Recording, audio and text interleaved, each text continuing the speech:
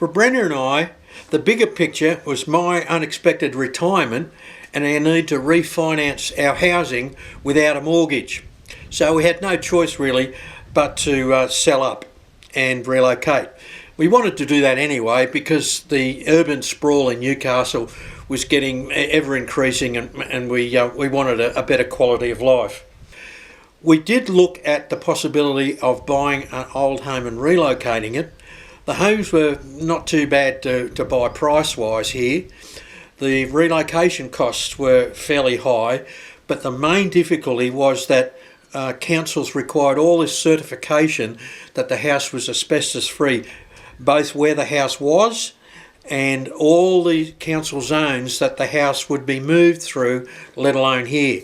And then when I costed out the expense of relining a house, a relocated house, either on the inside or the outside, so the plumbing and the electrics could be redone, it was just too prohibitive. So building our own home really was the only option. An interim measure that we adopted in the bigger picture was that I bought a very large caravan and we stayed in a caravan park. Well, it was supposed to be 3 months, it ended up being 8 months, whilst I built the shed before we brought the caravan up here, put it next to the shed and moved in on site while I built.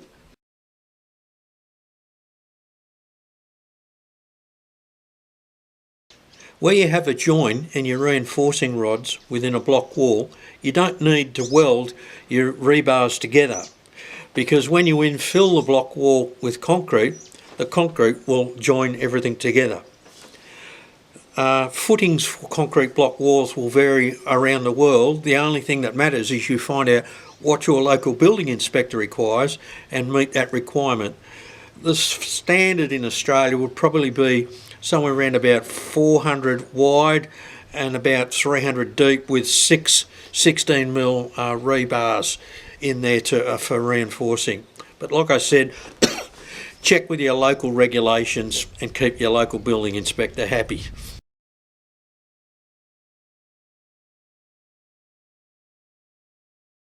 I have absolutely no regrets about taking on this task myself. It's been a real adventure. Tiring, for sure, but I've got a tremendous sense of personal satisfaction in overcoming each of the obstacles in construction as they came up. One thing, and probably the only thing that I would do different if I had my time over again, is being a self-builder, I would either order the framing of the house and the roof trusses in metal, galvanised metal, or if for budgetary reasons I had to still go with timber, I would not be pressured by the manufacturer to take that framing because they'd made it and it was sitting in their yard. My frames ended up sitting here for out in the weather for over 9 months, and I had to do a lot of repairs, and so there was a lot of time and money involved in me fixing those.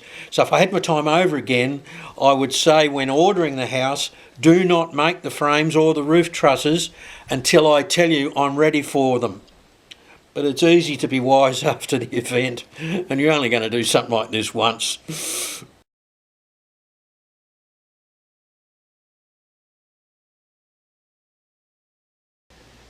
The rainwater we collect for drinking and for general house use is filtered 3 times. There's wire mesh on the gutters, keep leaves out, and then every downpipe has a double self-cleaning wire mesh filter. One of them is a very fine filter, and then on the top of each tank, on the inlet hole, there's another one of those microfine filters. The pump that drives the whole system is mains operated, and it has a pressure sensitive switch on it. So the whole system is pressurised, and then when you turn a tap on, the pressure drops, the pump keeps the system up to full pressure. And the pressure of that water is better than any mains pressure you could ever want. The outlet pipes on all of our tanks have very, very fine wire mesh on them, and that's to keep frogs and mosquitoes and other insects out from going up through the outlet pipe and into the water tank. A lot of people forget that. They just have an open outlet pipe and the frogs will go right up in and go in, and so will the mosquitoes. They're going in and lay all over your water. So those filters on your overflow pipes are very important.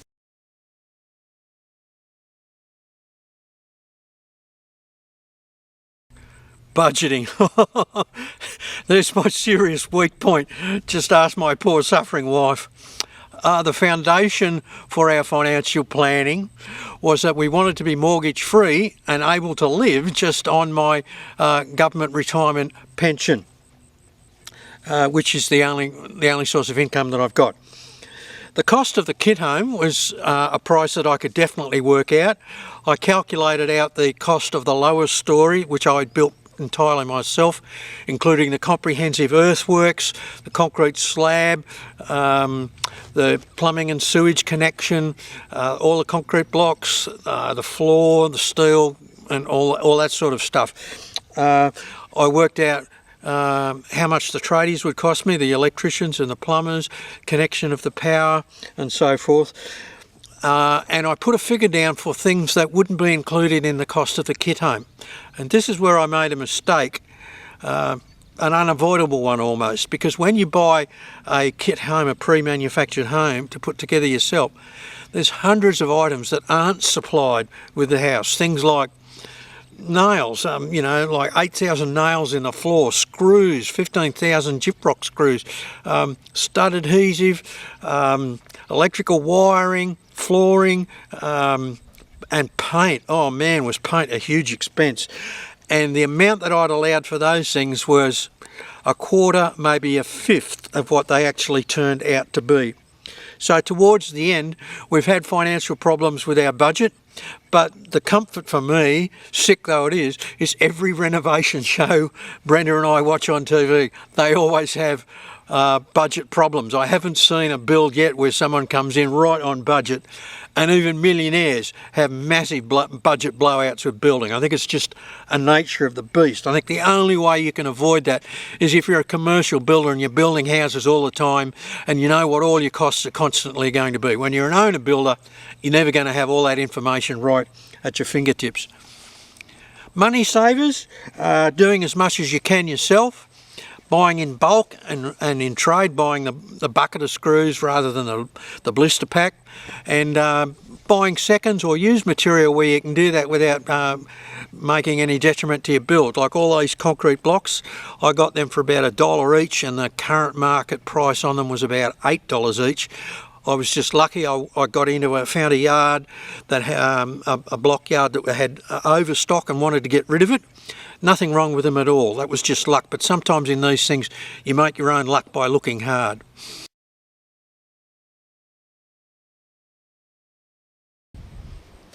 House maintenance, build and race rally cars, sit on the veranda and look at the view.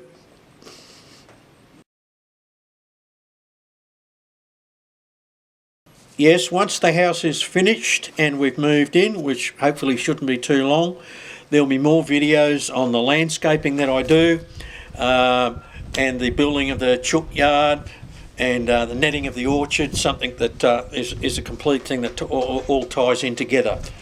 So yes, there will be more videos.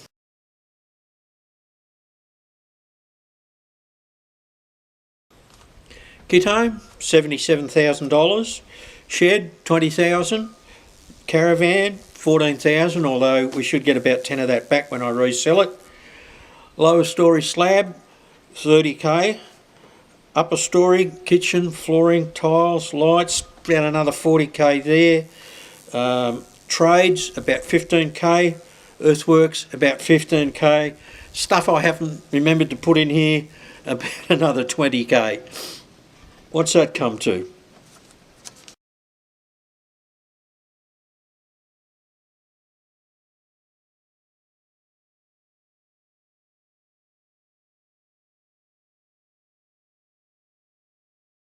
The only difference in fixing gyprock to timber or metal framing are the screws, which are each designed for the particular material. The same stud adhesive exactly is used.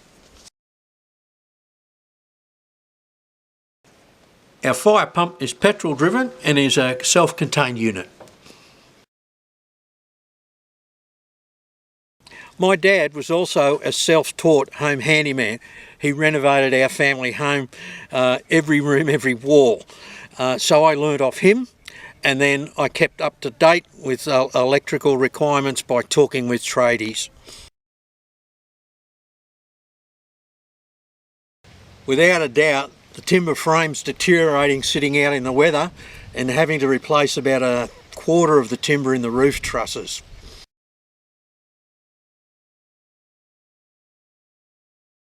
Not that I know of, but it's always been standard practice on country properties in Australia.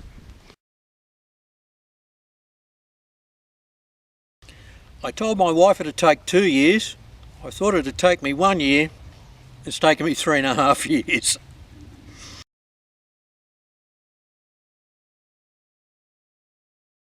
My dad punched holes in every single wall in our house when I was a pre-teenager.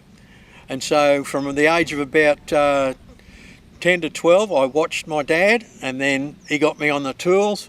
I started digging trenches, mixing concrete, and so on and so on and so forth. So I learnt from my dad, and I think in the end I went past my dad when we bought my own home up at Gosford in my first marriage. I did a lot of home renovating there, and I did things like bricklaying and block laying that I'd never done before, and I learnt those skills off tradies.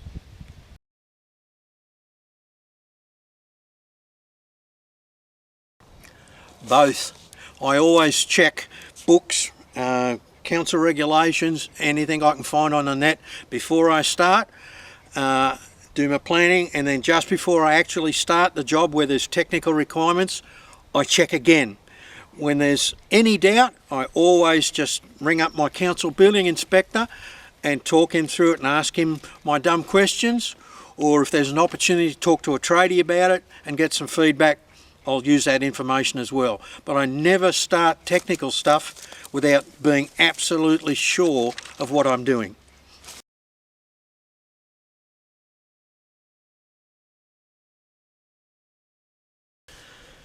I think the health that I enjoy in my older years comes from good genes, a balanced diet.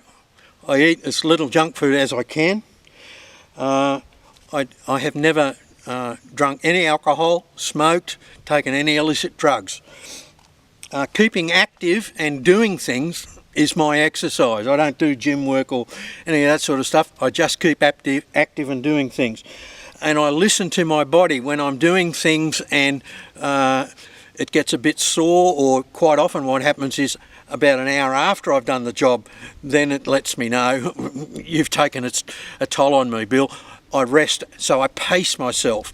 If I'm feeling sore, or like if I pull a muscle, the other week I pulled a muscle and I had to have 7 days off just letting my body recuperate. If I'd pressed on, I would have done more damage. So just pacing yourself.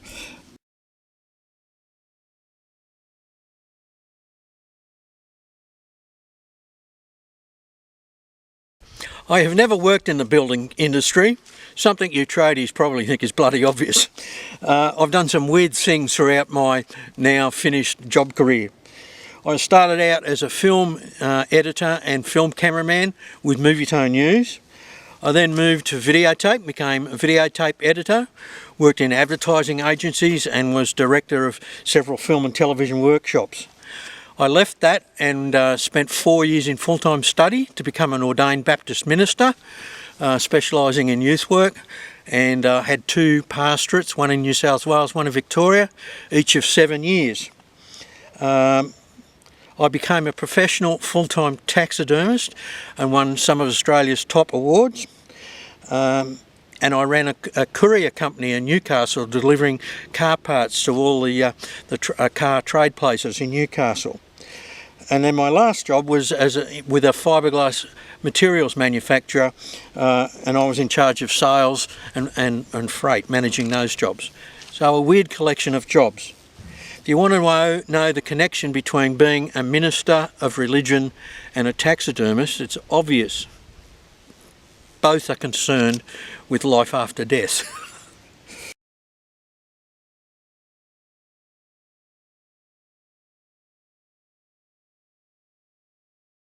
I didn't use a professional builder because we just couldn't afford one.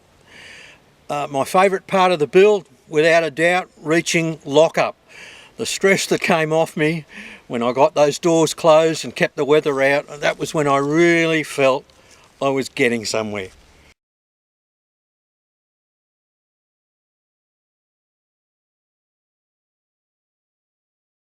There have been many times throughout this build where I felt overwhelmed, particularly with jobs that are so big, and I've learnt with those you've just got to break it down into small pieces and get your head down and just keep doing a little, and then you look back after a week and you go, oh, look at all the things I've got done. My feelings of being overwhelmed increased the further I got with the build, because I think I was getting more and more tired and deep down inside just wanting it to be over. So I started to run out of steam towards the end. There was no doubt about that. And so sometimes I just had to take time off for a week, maybe work on the cars, mow the lawns, do things like that, and just build myself up and wait for that motivation to come back in again.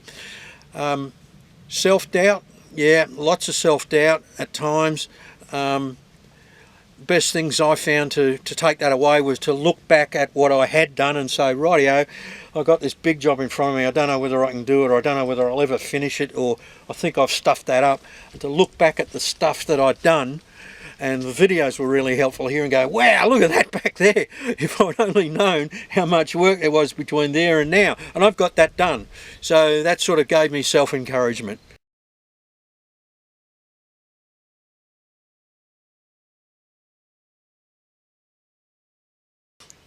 Looking back, the only changes that I'd make would be I would buy steel framing for the house instead of timber, for reasons I've explained. The layout of the house, I wouldn't change at all. Thanks for watching.